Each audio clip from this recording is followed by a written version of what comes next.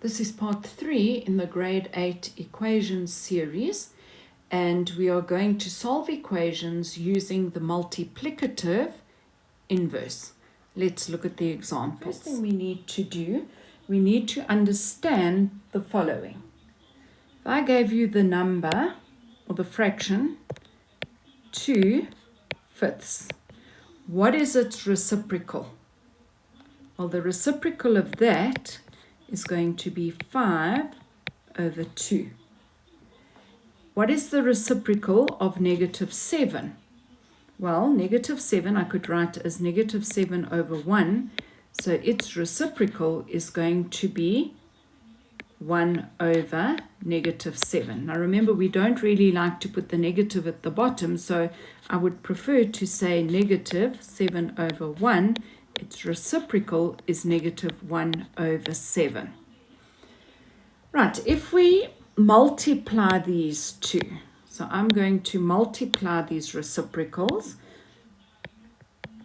I'm going to multiply. 5 can go into 5 ones, 5 goes into 5 ones, 2 goes into 2 ones, 2 goes into 2 ones. So 1 times 1 is 1/1, which equals 1. If I do the same here, -7 goes in once, -7 goes in once. So again, I will get 1/1. Why is it positive 1/1? Well, remember, a negative multiplied by a negative will always give you a positive. And the same will apply here. So from this, we can conclude that any number multiplied by its reciprocal will give you +1. We are going to use this fact in order to solve our equations. Now all we are doing is building on the examples that we have had. I just need to add 1 or 2 more lines.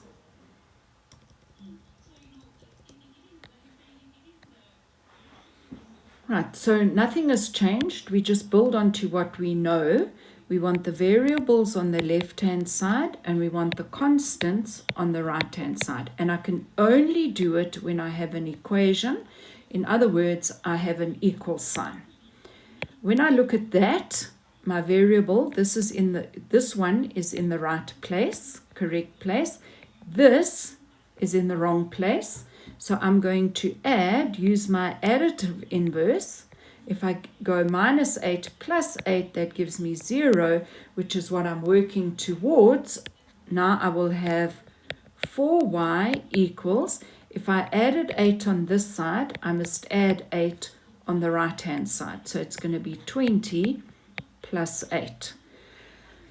You do no longer have to show me that step, but you have to show me you're adding 8 on this side. So now I have 4y equals 20 plus 8 is 28. Now the multiplicative inverse, whatever is in front of y, I'm going to divide by that. Why can I do that? Because 4y, if I want to get rid of that, I have to multiply by 1/4. And then these would cancel. And what I do to the left-hand side, I have to do to the right-hand side. So 28/1 multiplied by 1/4, that would cancel with that.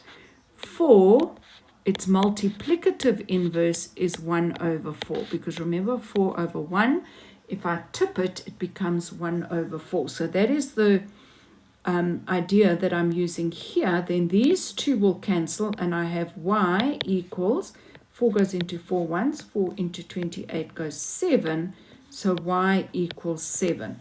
That is the answer to that equation. That is what y equals. Let's have a look at this one. So 4m equals -3m minus 21.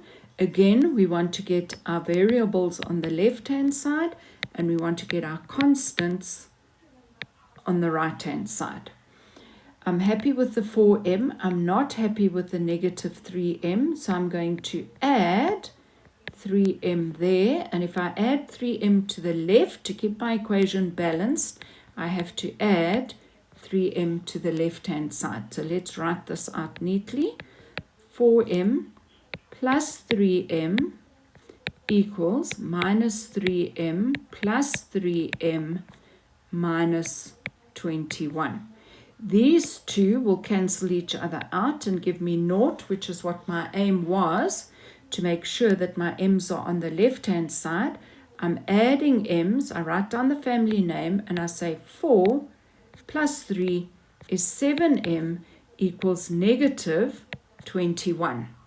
Use the multiplicative inverse. I'm actually multiplying by 1 over 7, but it's far easier to do it like this. Just understand what you're doing. You're dividing by 7 because you want to get m on its own, but what I do to the left-hand side, I have to do to the right-hand side.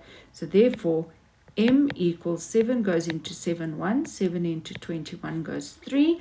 A negative divided by a positive is negative, so it is negative 3.